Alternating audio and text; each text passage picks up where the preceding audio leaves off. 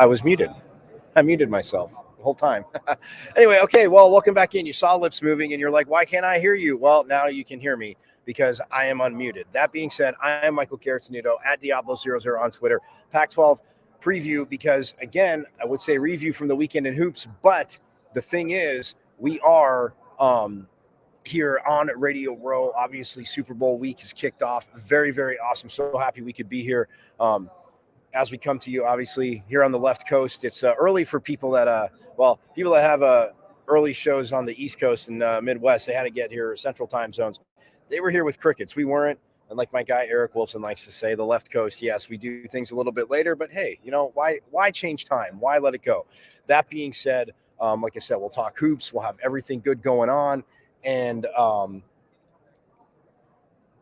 Super Bowl, preview that. Luis Indejas, caught up with him just before I started. He's actually going to join me at 10:30-ish. So 10:30, he'll be here again doing stuff, Sun Devil Legends. So just for everybody here at Sideline Sports, this is for them. I usually save it till the end, but forks up.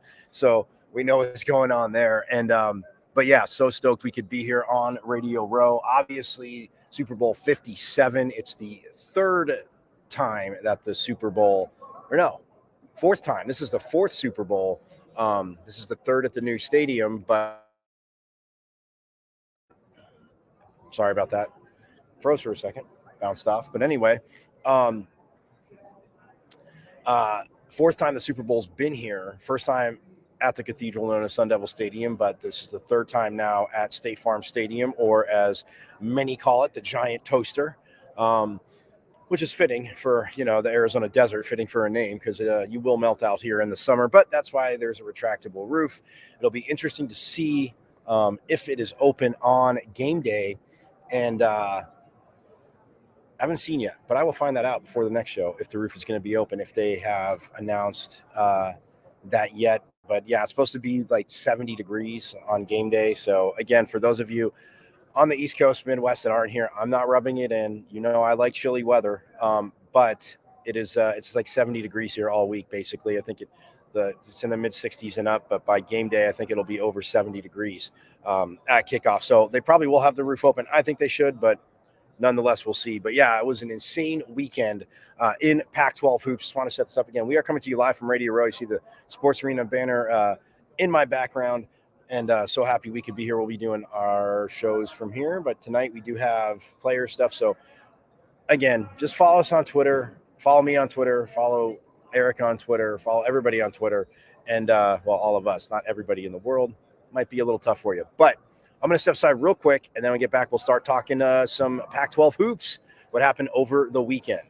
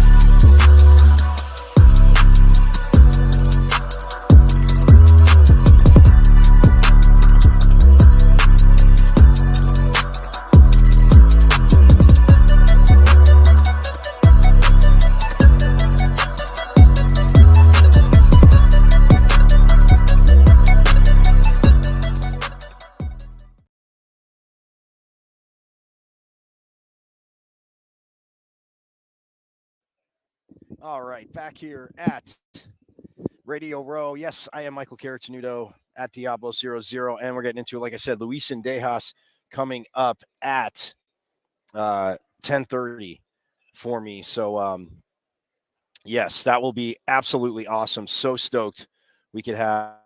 Was able to catch up before I started, and he said he would come over here in about 15 minutes. So, again, Luis and Dejas.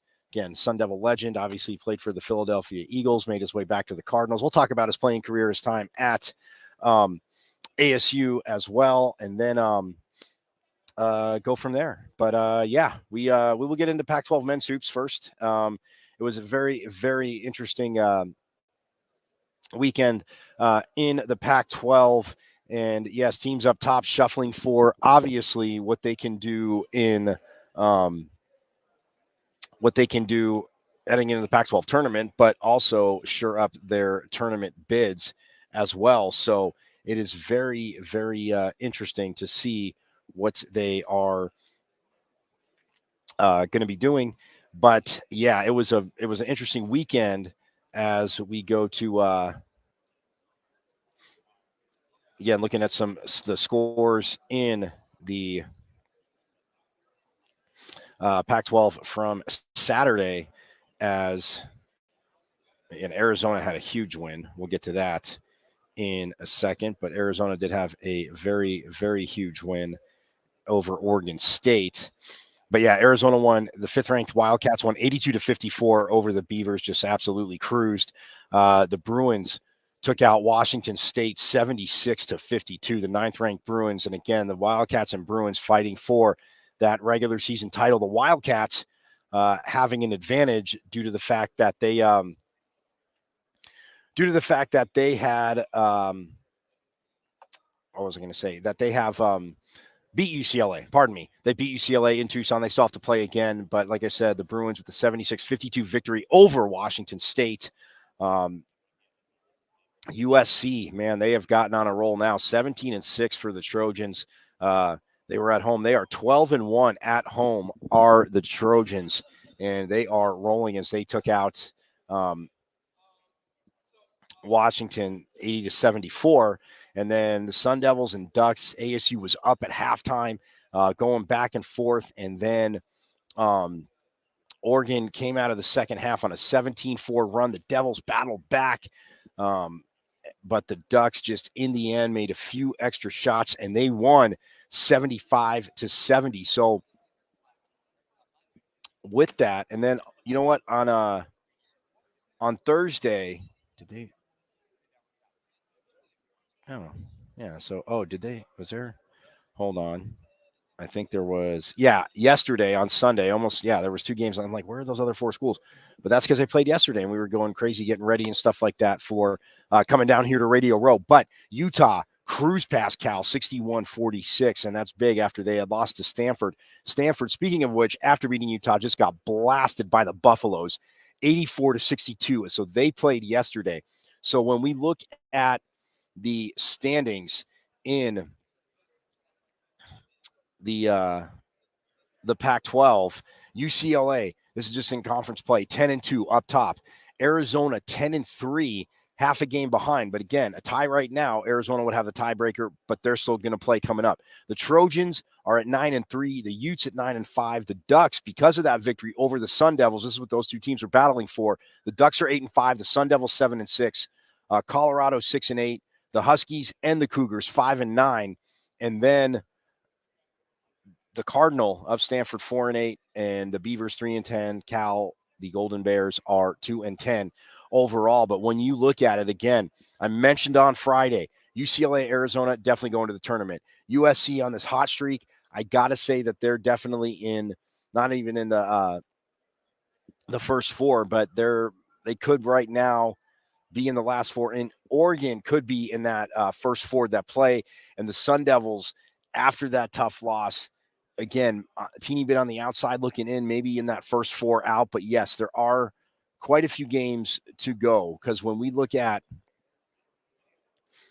so for Oregon, for the Ducks, when we look at their schedule, it's one of those things where coming up, the Ducks take on the LA schools, and they host them. So again, it's one of those things where this could actually, if you're Arizona State, you might pseudo be rooting. Well, again, it's tough. You need to win your games, but you got to look at it as, USC's been on a hot tear, and again, they're ahead of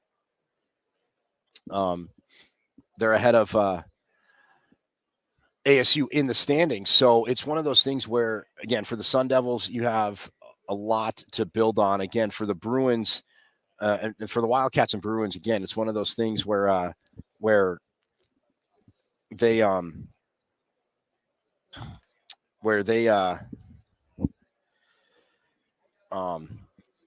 for the Wildcats and Bruins, again, they're headed to the tournament, but they will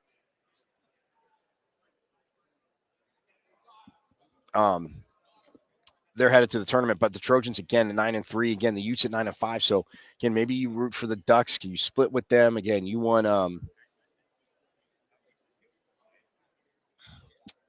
you won at home, they won, you won on the road, they won on the road. So would you want to finish ahead of them? But yeah, you need to get victories now. You need to stack them up. For ASU outside looking in on the NCAA tournament. Again, could you make a crazy run and win the Pac-12 tournament? Sure. It depends what the other teams do, because now they have they are at Stanford and at Cal this week. So Thursday and Saturday. And then they host Colorado, who they had that insane comeback against. Then ASU hosts Utah. Then they're down in Tucson to take on rival Arizona. And then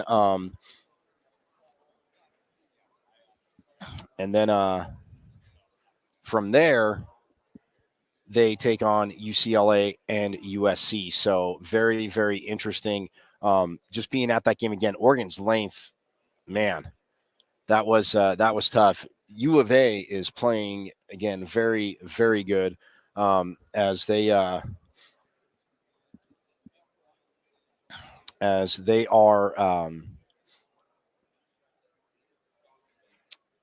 as they, again, in second place, but again, have that tiebreaker over UCLA. And for Arizona, like I said, when they play the LA schools, it's that last weekend of the regular season. So, and both ASU and U of A go on the road. So Arizona will have USC first on March 2nd, and then UCLA on the 4th. And that's just switched for ASU. ASU will have UCLA on the 2nd, USC on the 4th. But when going from there, it's one of those things where it's one of those things where when we look at it, I can't say that. I mean, for those two teams are going to the tournament, but it's who's going to have the highest seed. Both of USC or both U of A and UCLA have first round buys in the Pac-12 tournament. So that's where we are with that. But yeah, so we are looking at that on, and again, just so many.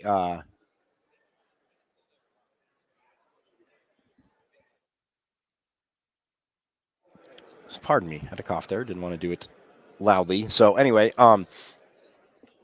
but yeah, a lot of great games coming up, and to me, it's just going to be completely insane as to what's going on. So I don't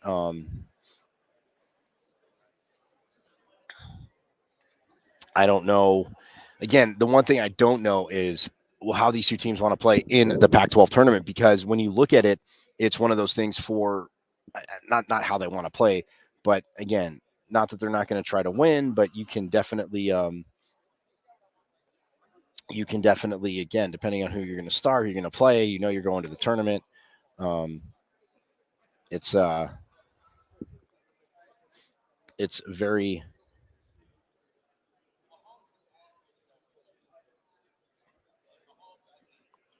it's very interesting. Again, from the UCLA and Arizona, of course. I mean, that's a tale as old as time, because they have the setup, and it's one of those things where again, it's one of those things where they can't do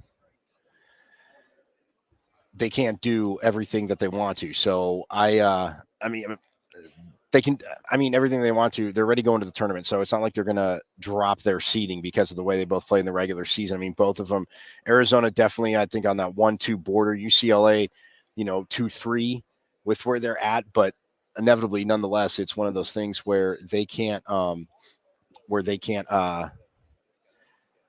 afford, or they can afford to, again, even if they go out in the first round of the Pac-12 tournament, or well, their first game, which would be the second day of the tournament, it's not going to matter. But they, of course, I know they both want to win. Coaches want to win it because these guys, again, going into the tournament, that can obviously help. It can also help boost their seeding as well. So we just got to look at that. But yeah, so the top of the Pac-12, absolutely crazy. I mean, UCLA, like I said, rolling, and then Arizona as well. USC has gotten hot.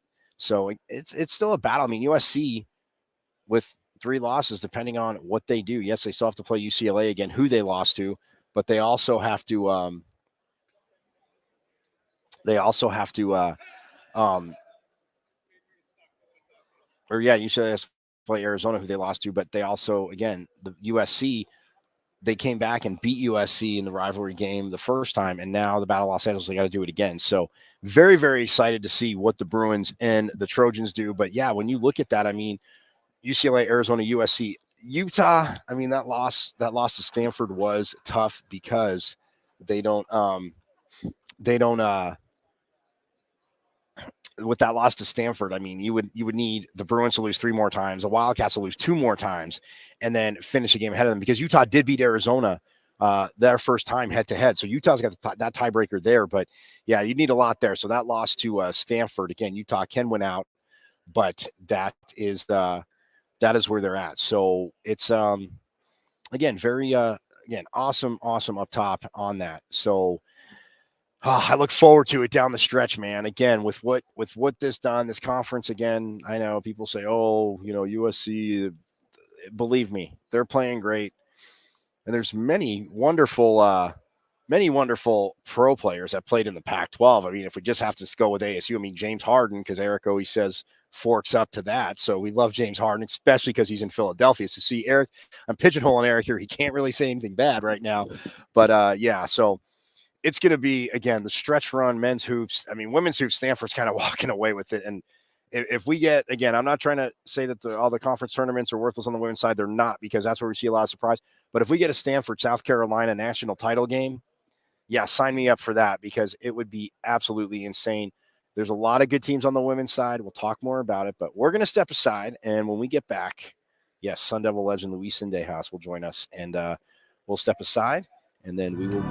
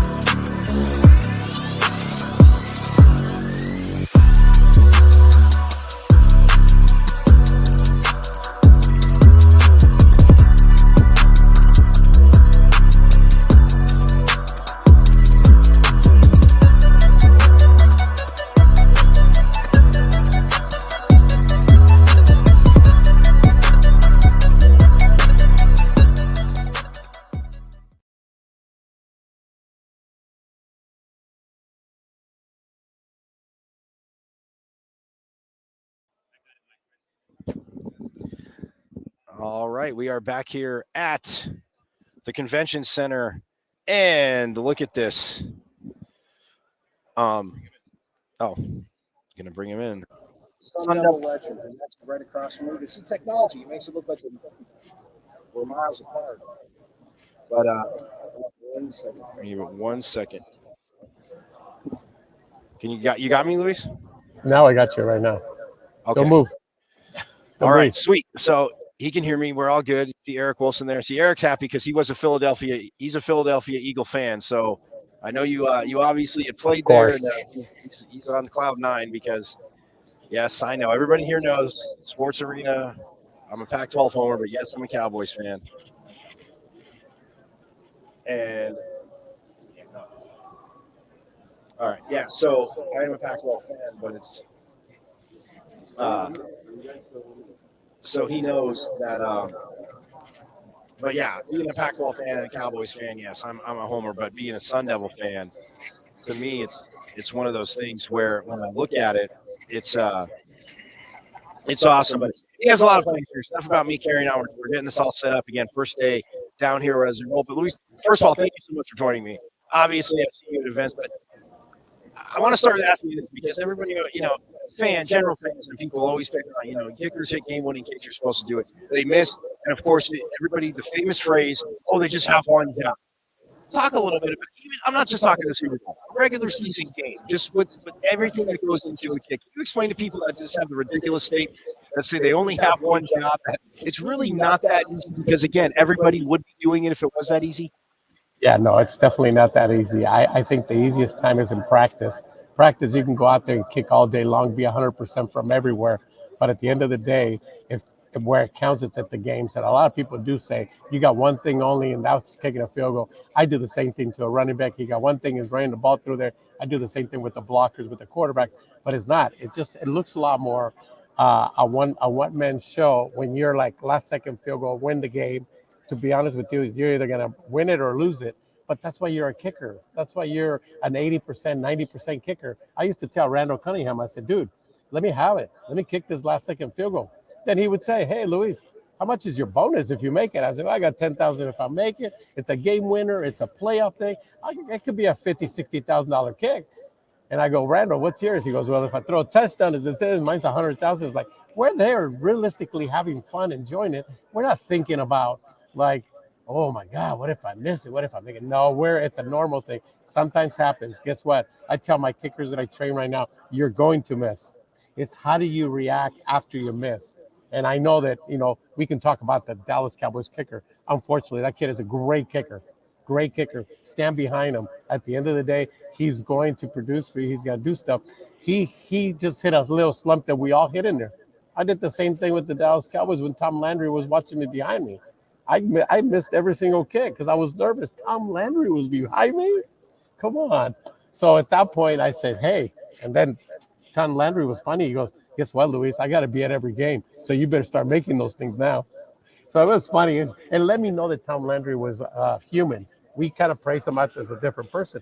But us as a kickers, we just have to go out there and do the show. We have to produce. We have to be able to kick. We have to be able to perform. We are there for one reason. It's to win the game. Give it to me.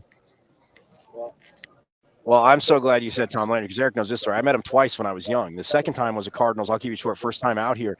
And me and my mom went to the game with me.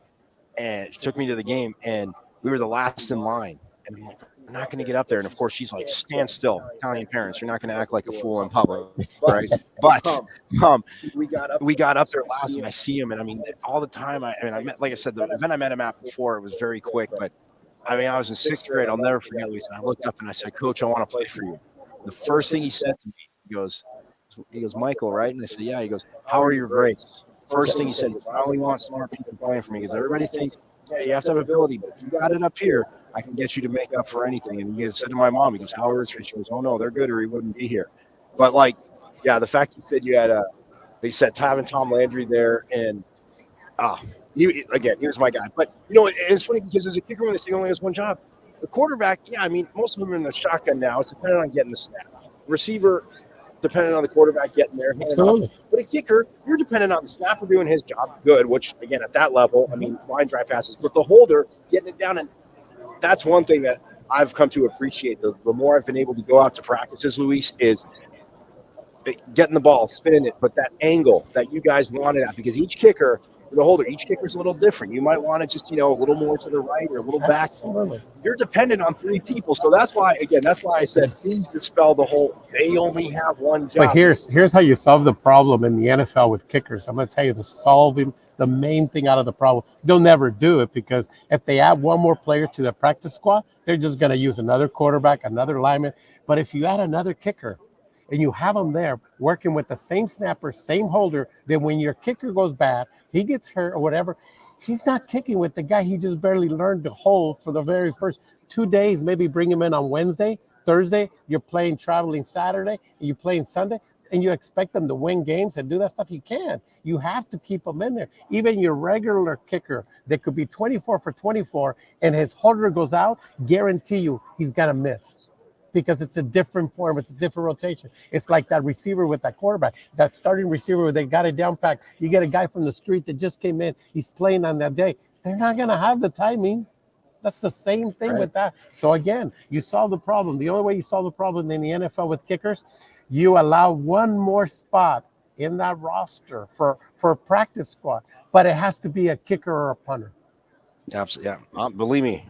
Because like I said, having a family in soccer, I mean, I grew up obviously from the time I could waddle, I was on a soccer field, but seeing kickers, and again, the science, people are like, oh, they just go out there and kick. I'm like, you're relying on 3 people doing, like 2 other people doing it. Obviously, the line blocking too. I get that, but I'm just saying, in direction, long snapper, holder. I'm like, it's a dance. It's got to be choreography. That ball's got to be in this. I go, yeah, and if it's a little bit off at NFL level, you'll see kickers, and I mean, every now and then you see that. Every time I see that little stutters, I'm like, oh, poor kicker because somebody messed up, but he still hits it. But let's get to your time at ASU. I mean, obviously, I came over and said they're counting how many times I say forks up this week because, yes, I understand. Let's see, there it is. The Devils have to do it. I understand that. But, I mean, your time at ASU, obviously the stadium was, we'll start with that, much bigger. But, I mean, what are just some of the memories you have kicking at Sun Devil Stadium? Guys you played with, coaches, everything. What was it like for you, especially being a hometown guy? Well, coming to Arizona State, coming from California, staying here, being in Arizona State at that time back in the 80s, coming to the stadium was humongous. Everything else there. Yeah, it's not as luxury as it is right now, but it was amazing the way you went there. The only thing I liked about it was always a night game. Always a night game. I did like that. You're in August, a night game was feeling good. So at that point, we were always, you always play Friday night games on high school. Then you go to college and it's Saturday night games. It was good. Now these days, growing up and following my son that he just finished with Arizona State 2 years ago, going to go see where they work out, going to go see their facilities, what they eat, what everything else is amazing. It's like, wow, I'm just, why do you come to my house and eat anymore, son? Look at the food that they got here. You're like, get out. I give you some Tupperware and just take it to your apartment and, but you go in there and then you look at the field and you look at this. The field is that field crew that works for Arizona State is amazing. He just retired, Jim. So I get him out of retirement right now. Trust me, I put him out in my house. I have a field in my house. I'll tell them to come to my house and do that. That's some pull days. You reach out to them; they'll hook you up. But yeah, no, I mean, after 30 years, and because Cronkite School obviously broadcast did a good job. The story on him, and he the Super Bowls he's worked on, not just in Arizona. I mean, they've called him because of what I mean, and that's the pageantry, because I always kid with them every time I post on Twitter for our sports show where I'm at. I'm like, the cathedral known as Sun Devil Stadium, but I always take a picture of the field, and I mean, it's just the midfield, whatever he did, and working on Super Bowls too. But what about okay, so you talk about coming on. I mean, yeah, 70,000 then. And I was kidding with you before. You didn't want to get too much into it, and I love that. So the team, when I was growing up, and even going there when I was at school there, the team was on the east side of the stadium. That sideline, loved it there. The renovations and everything, and now they're on the west side, press box side, that side. I know it's there. It's still weird to me. What are your thoughts on that? Okay, I'm going to tell you exactly. It wasn't the renovations and the stuff that made that. If you really look at it, they're starting to get day games. And day games are 1 o'clock. And guess where the sun's hitting you right? Not to cut you off, Dirk Cutter. Yeah. He loved having teams come here and melt. We're in the student section melting too, Dirk. But hey, of course we were there. Yeah. But okay, sorry. So again, you look at that thing as a players and everything. You're on the sun the whole time if you're a day game. So I'm glad that they did switch it to the other side. Now you got the shady side all the time. And in August again, it helps out a lot. I remember coming in here the same way. And you know who started doing that a lot was the Cardinals. When the Cardinals played at Sun Devil Stadium, they took the home field where the Sun Devils are at now. Yeah. Because the other team, I remember we were playing Green Bay. I worked with the Cardinals at Community Relations. They were playing Green Bay Packers. And guess what? In August, the whole sun during a day game. I mean, I remember all the guys, Brett Favre, all those guys underneath those fans with the air shooting at. What kind of air do you think is shooting at them? Hot air. Yeah. And the best part is too, because Fox, every time, you know this, every time they came back, I'm like, man, they're professional athletes, but don't tell me they don't get psyched out, because not every commercial break back, but usually, like, you know, maybe in the first half, but it always to start the second half, Fox would come back and you'd see field temperature 110, 115, almost get up to 120, because you guys are down on the field, obviously. But yeah, Fox would always show that shot. And you're right. I mean, again, cold gets to you too. They both get to you. But when it's that hot, it's like when you practice in it. And I always heard, and maybe you can tell stories on that, but coaches saying getting guys doing run a lot. I know some coaches would talk about actually not running them crazy, but running their team, getting them a little bit tired, and then running plays in offense, because you need to have it here. You might be tired. But that, again, Sun Devil Stadium, as much as the Cardinals needed a new NFL stadium, that was, again, if it wasn't for the opposing team's fans always invading the stadium, that was, the day games were a hell of an advantage. Well, heck yeah, and that's the thing about it is you use that in your favor.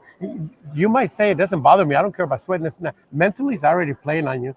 Your bottom of your feet, trust me, the bottom of your feet are hot already. You're staring at the whole time, literally putting your hands over your face to see if you can see clear across the field, because the sun is directly into your thing. And remember, Sun Devil Stadium, even for fans, it was built out of cement.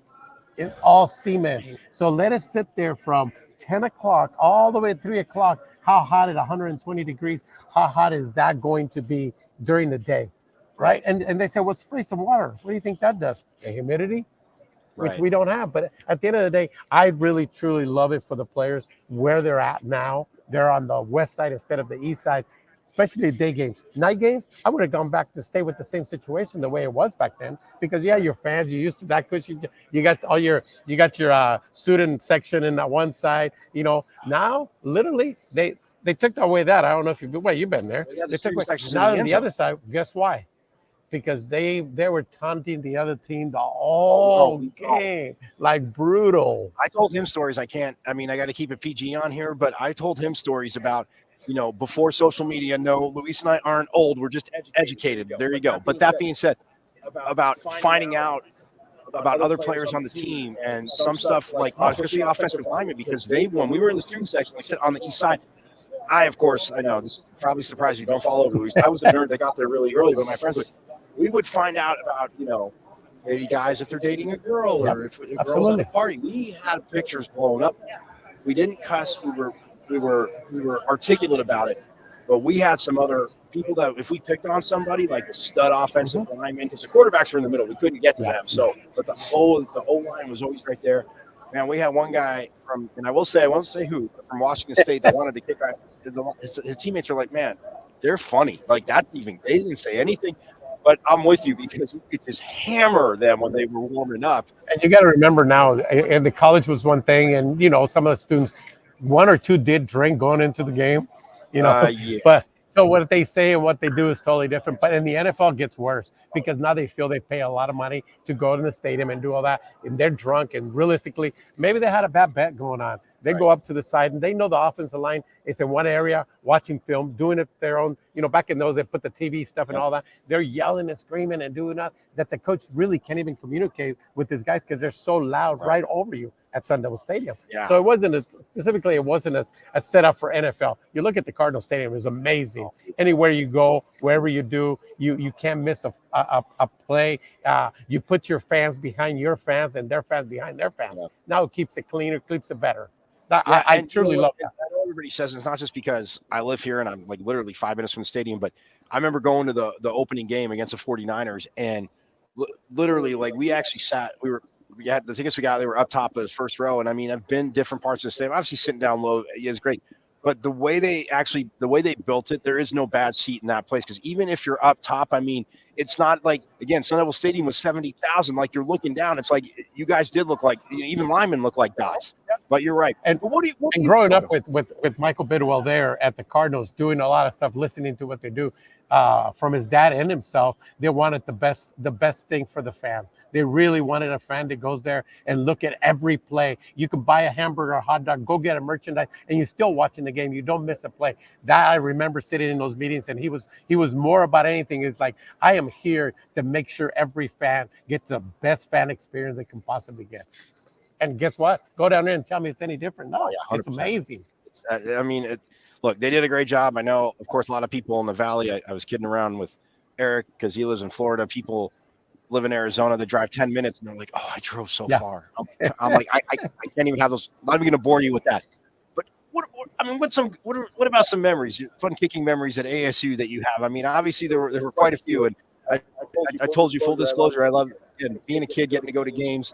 In the 80s, like, seeing certain guys, but like Darren Woodson was my guy because he just cracked people. And then the fact that he was a career Cowboy and a Super Bowl champ, I mean, that just put the icing on the cake for me. But I remember like going there, like, watching you kick, because, playing soccer, my friends were like, "Oh, you want to watch a kick?" I'm like, yeah, because he's got the best job in there. You make kicks.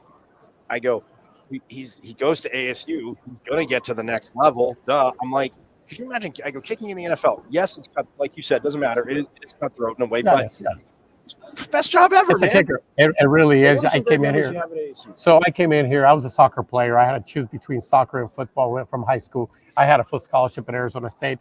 My coach, my science teacher, Coach Coppes, sent me to go here, and he says, "You have no choice. You're not going to soccer. You're going to get hurt." So took the scholarship to Arizona State. And let me tell you, when I came here, everybody from Darryl Rogers was an amazing coach for us. For a kicker, he was an amazing because he let you do what you did.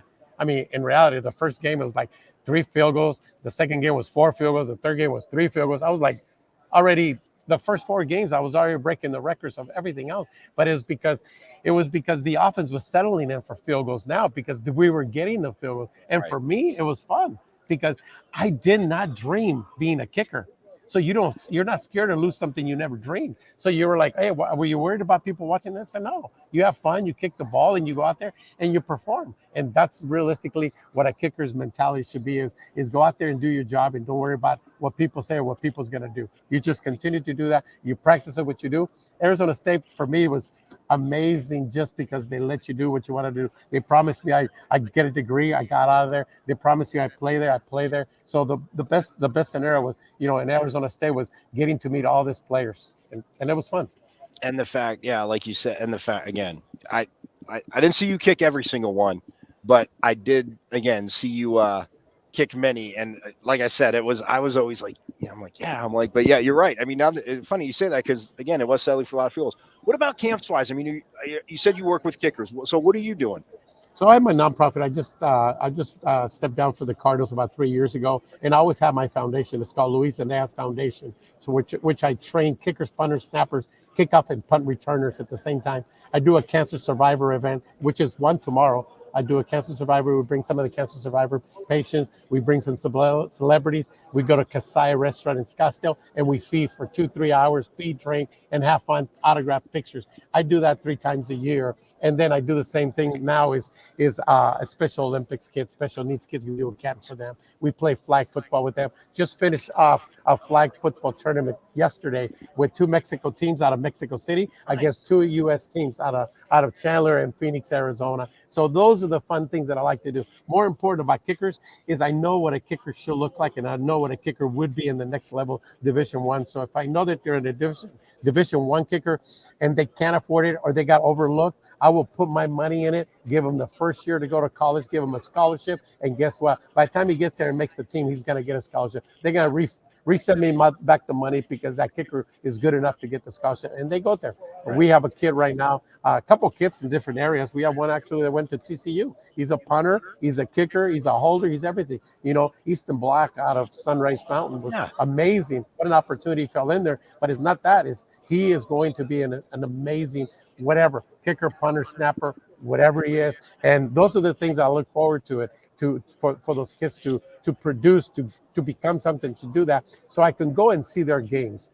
I mean, I was at their Fiesta Bowl game here that they did a great job here, against Michigan. Yeah. yeah, Michigan. And I did go to the one in California. It was just a game that wasn't, a very good game. But again, you go to those things, you're out there, you stay behind your players. That's what my foundation does. My foundation is about giving the opportunity to all. That's awesome. No, and again, you always hear football players say that. And I had one of my professors at ASU used to say, "There's always the red light people. The red light's on. Oh, they're so accommodating and nice. It goes off. Not that they're going to be rude to you, but they're just very. But you always hear a football player, again, like yourself, being a kicker, but with what the game afforded you and just giving it back, and like you said, the scholarships and having the players, pay it forward, pay it back, but like, hey, pay it forward. And I mean, your life. Could you have imagined, like, again, how great life would be? I mean, even now that you're still involved with football, I mean, like you said, I know, like you said, you were with the Cardinals, and I knew that, but I mean, could you have ever imagined that it would have been this good and you'd still be giving back through football? Well, a lot of times as you look at the stuff is what you built your body, who you are in life, right? Who made me to be this way was the Arizona Cardinals. 19 years as community relations, and I always did all and everything they wanted me to do. And now this is like, wait, I did a lot for them. Well, I need something for me. I need to do stuff, what I feel inside. Remember I mentioned Coach Kopp is my science teacher. He gave me the opportunity when we won the state championship on a last-second field goal in Southern California. I couldn't afford a ring. Guess who bought it for me? A $32 ring. Bought it for me. Do we pay it forward? Yeah, we pay it forward somewhere else. We do certain things. Those are the things that I like to do. But again, now, if you if you wanna test me or realistically, I'm gonna reel you in. You have any kicker, punter, snapper, anywhere? Look me up, Z Kick for Life Instagram or Luis Sendejas Foundation, and you're welcome. And you will never see anybody pay in my foundation. Everything's free of charge. That's awesome. As a matter of fact, I have my own kicking shoe, and you're welcome. If you can't afford, I got kicking shoes for you. That's awesome. Again, it's just getting the kids out there to see what they can do, and because, and when you're young, everybody talks about whether it's football, being the quarterback or the receiver or the running back, and basketball, you're hitting the shot. Nobody's talking about important being the offensive lineman. Nobody's talking about being the kicker. But you know what? If you're cool with this, what I want to do is have you email your logos over to me and stuff. And for my shows, I'll put them up. I'll put them up all the time. Thank you. Because that's again, look, with you doing that, and he'll fall out of his chair for this. Even if you went to that other school down south, and I won't say their names on air because I have to do it for the show. Actually, I have to do it for the Pac-12 show. Yes, the University of Arizona. Even if you went to the University of Arizona, I would still do that for you. That's why he's laughing, because obviously the rivalry. There's nothing nice to say about that school. But no, yeah, we'll get together through email. Send me the logos, and I'll keep them up for the show. And again, I'll talking to kickers and being a soccer player. All right, let's get into it. Obviously, the Herm Edwards era ended. I never like to see coaches fired, but he gets fired. Kenny Dillingham, man, he's young, and it's not, the energy isn't just about talk. He doesn't just talk the talk. He's walking the walk with it. What have kind of been your thoughts from outside, just seeing, again, recruiting went pretty well. They had to fill a lot of spots. Recruiting seemingly went well. But what are your thoughts about Kenny Dillingham and what they've done? So a little bit, let me go real quick with Herm Edwards. Herm Edwards was there, and I dealt with it a lot with my son going through there. He was a really nice guy. Nice guys don't get too far, okay? So you have to get involved. You have to get involved with who you hire, who your coaches are. In reality, my favorite coach there was Coach Gonzalez. Coach Gonzalez ended up going to New Mexico. Defensive coordinator. Amazing. Can you talk about a photographic memory? We'd be impressors, and Luis, he would say, oh, yeah, on the first series, and he could go play 1, play 2, play 3. Oh, 9th series, play 3, play 4, play. I'm like, I was there, and I remember because it was just 2 days ago, but I'm like, love Coach. So again, sorry to cut you off. I'm with you. So Coach Gonzalez is amazing. I'm surprised they let him go, or they didn't take over what it needed to be done. Again, based on what they're figuring out from there, I don't think he was surrounded by coaches after that. The coaches that realistically are going to bring this university to where it's supposed to be. Right now, let's go forward. Right now, they're doing it the right way. Right now, you're bringing in this young kid, which he knows what he's doing. Let's bring in, you bring the special teams guy, same thing. A great special teams guy, Charlie same Regal, way. yeah. Charlie, yeah, definitely. They're all going to. He kept Coach Iguana. Oh yeah, no, Coach Iguana is a great coach, great person. So you bring all those, you put those together. Now you got Arizona. Do you know how many Arizona great players are all over everywhere else except here? I mean, look at. I'm not going to bring up Brock. I won't even bring up Brock Purdy. Right. Some of the guys that slipped away that couldn't keep them here because their mentality was different. This coaches, I guarantee you, they're going to look at Arizona first, and if they can, they know where to look get at the transfer portal. The guys they brought back. I know some had injuries and came back, but I mean, Bram Walden, again, big offensive lineman. Coach, he's finally healthy. Coach said the other day, he's healthy. I see a smile on this kid's face. Look, they were 3-9. They got to work, but yeah, I'm with you. If I had a year back to come back to Arizona State a couple of years ago, I wouldn't come back. If I still had the year, I would come back under this coach, under this regime. I would definitely be. No, I don't have any pull, but I could start working on with pull, and we could get you back for. I'd love to. I'm telling you, I can change my ID still. It's not a problem. You know, it's not only in baseball. We got it here in football too. I can be a younger. I don't know. The grays are starting to come out there.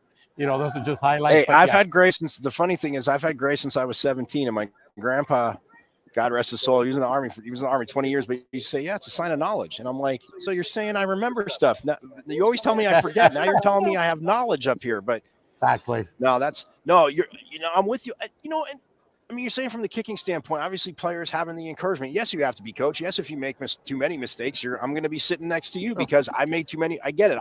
We got to correct those. But what kind of coaches? I'm not asking you to like pick anybody out, but I mean the personality of coaches that you played for. What worked for you? Because you got 53 guys with different personalities. So I mean, but what worked for you? The success you had coach wise. Well, the reason I tell you about Charlie is going to be great for the special teams because if you really look at who we had before there at special teams coach, which he was an NFL coach, and that's why they lost 5 kickers, 3 punters, 3 snappers. Walk away like that, and they're all at Oklahoma, Oklahoma State, places like that. That's why. With this other guy, it's what you have. It's a coach that believes in it. A coach that's a kicking coach, not just a specialist coach or special teams coach. So I had coaches. If you look at the coaches that I had Tom Landry. Then I go to Buddy Ryan. Then I come to Jimmy Johnson. Then in the USFL, who did I have in the USFL? Arizona Outlaws, Frank Kush. That's right. So you look at. And then this is I had in the arena, in the Canadian Football League, Birmingham Barracudas. They came to the U.S. for 1 year. And I was at the Birmingham Barracudas.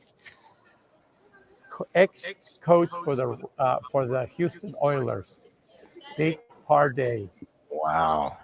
That tells you the coaches that I had. And you know what? They're all like this. I'll tell you a story with Buddy Ryan, a real quick one, about a kicker. Game winner coming up. Boom, 3 seconds left to go into the thing to win the game. They call the timeout. He comes over. We talk to each other, and we're like this. And I looked at the television later. It's like, oh man, he's telling him right now, you missed this thing. You're out of here, buddy. You do this and that. Right? But in reality, we're here. It's like, hey, Luis, after you make this, I got dinner.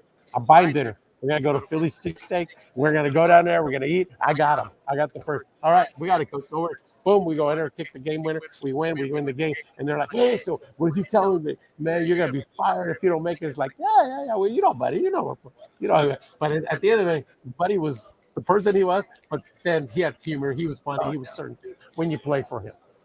Yeah, so and the whole, what about the whole, okay, since you're talking Buddy Ryan and the cat Jimmy Johnson, but the whole Bounty Gate thing, because my favorite quote, and he knows is Jimmy Johnson said he couldn't even bring his fat butt across the field to shake my hand. And Buddy Ryan's response was, he goes, kind of offended by it. Jimmy would say that I lost 5 pounds. Can't he tell? And I'm like, I mean, you just get polar opposites. But to go from Tom Landry to Buddy Ryan, Jimmy Johnson, I mean, but yeah, that was one of my favorite Buddy Ryan stories. I think. Yeah, and those are the things that happen. You know, we were horrible with Dallas when I went back. So I was with the Eagles.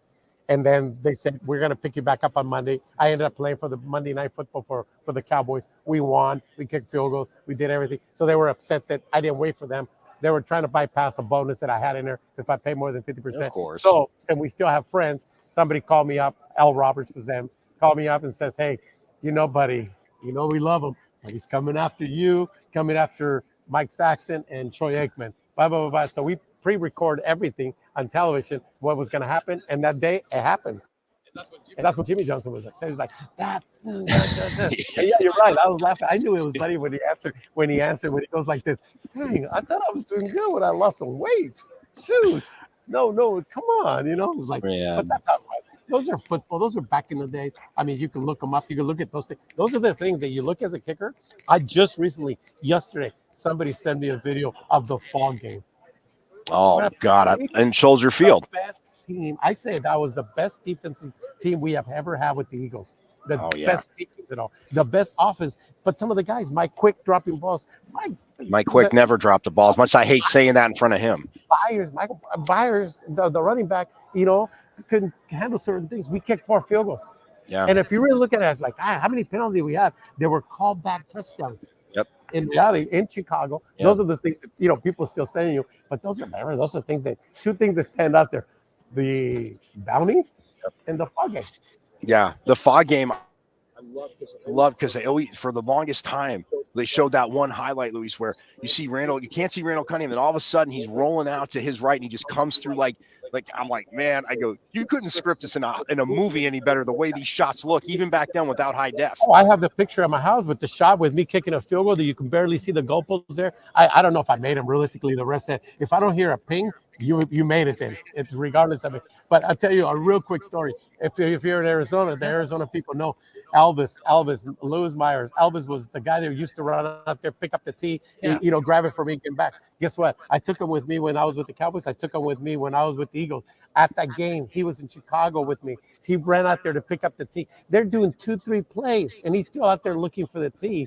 And in reality, I said, he came back. He goes, hey, Louis, I can't find it. He goes, I hit the tee, so it maybe went 5 yards. He went out there, and then he found it. He came back. Can you imagine watching on TV if you were able to see this? There's a guy there looking for the tee, but there's 2-3 plays coming this way in this direction, and he's still out there like nothing. Holy crap, Luis, that is epic. I mean, again, to play in snow games, I mean, saw Detroit and Philly a few years ago. They were sitting, it's so thick and all the snow. That is awesome, man. So, but hey, I am so glad again that you took time to do this again. Like I said, we'll hook up because I want to put your foundation stuff up. I love getting stuff like that out there. And you know, I did see, because people always make things. It says, you know, I did see a shirt. I think I was in Tampa with Eric, but it said kickers are people too. I was like, you know, and I looked at them. I went up and I said, you know what? I'm sure you're being sarcastic, but that there's never a truer shirt right there. But hey, man, again, having a Sun Devil great, Luis Gonzalez. He's not Eric Wilson. That's Eric Wilson's setup. But thank you so much for joining me again. I'm glad you'll be. Oh wait, you know what? I mean, if you don't have a pick, what are your keys to the Super Bowl, or which way are you leaning? I mean, it's only Monday. Eagles all the way. Eagles all the way. Eagles all the way. Yeah. Close game though. I mean, you know, a lot of people saying a field goal and all that stuff. Huge. They're too powerful. I'm telling you right now, the Eagles have everything that they. I know. You have to put in. You know, Mahomes. You have to put him in. You could never take, because he loves the situations like this, and everybody's gonna be the same thing. But honestly, this is probably one of the best. Except when I was playing, this is one of the best Eagles team I've seen. I mean, because remember, we had Randall Cunningham, and we had all those guys back in those days. Same thing. And you look at that way, but this team is just, it looks impressive, looks amazing. But it is the Super Bowl. Nice. Yeah, I can't tell you how many times Randall Cunningham, even being, like I said, a Cowboys fan, but nothing but respect. When Reggie White left for Green Bay, I couldn't have smiled more from ear to ear, knowing, yes, we'll still have to see him. He got the money. But, I mean, like you said, those defenses you had, and you kicking, like I said, it was always tough because I wasn't going to root against. So I'm going to go Eagles 38-20, 38-28. Okay. It's all right. You know, again, I could see.